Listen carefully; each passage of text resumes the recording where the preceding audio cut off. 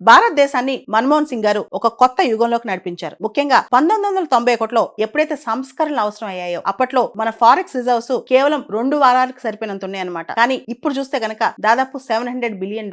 దానికి కారణం అంటే ఈ రోజు పర్ క్యాపిటల్ ఇన్కమ్ ఇంత పెరగడానికి, ఈ రోజు భారతదేశం ఇంత స్ట్రాంగ్ ఎకనామిక్ పవర్ అవడానికి, త్వరలో $7 ట్రిలియన్ ఎకానమీ అవడానికి పునాదులు వేసింది ఆయనే. ఆయన ఆర్థిక మూలాలే మనం ఇప్పుడు ఫాలో అవుతున్నాం. ఆయన వేసిన పునాదులే మన భారతదేశాన్ని నిర్మించాయన్నమాట. మన్మోహన్ సింగ్ గారు తీసుకొచ్చిన రకరకాల పథకాలు, మహాత్మా గాంధీ జాతీయ ఉపాధి హామీ పథకం ఈ రోజును చూస్తే ప్రపంచం మొత్తంలో కల్లా అతిపెద్ద ఉపాధి హామీ పథకం. ఆర్టీఐ ఇప్పుడు సమాచార హక్కు అనేది ప్రతి ఒక్కరి చేతిలోకి వచ్చిన హక్కు. అదే విధంగా ఫుడ్ సెక్యూరిటీ యాక్ట్, ఆహార భద్రత చట్టం. దేశంలో దాదాపు 62.5% 62% మందికి పైగా ఫుడ్ ఈ రోజు ఇంత హ్యాపీగా దొరుకుతుందంటే దాని వెనకాల ఆయన కృషి ఉందన్నమాట. వీటన్నిటితో పాటు మనం చూస్తే ఆధార్ తీసుకురావటం, ఆధార్ అనే ఆలోచన తీసుకురావటం, ఇలాంటి చట్టాలన్నీ కూడా మీరు చూస్తే గనక even RTE act, right to education act అనేది, ఇవన్నీ కూడా ఆయన హయాంలో వచ్చిన చట్టాలన్నమాట.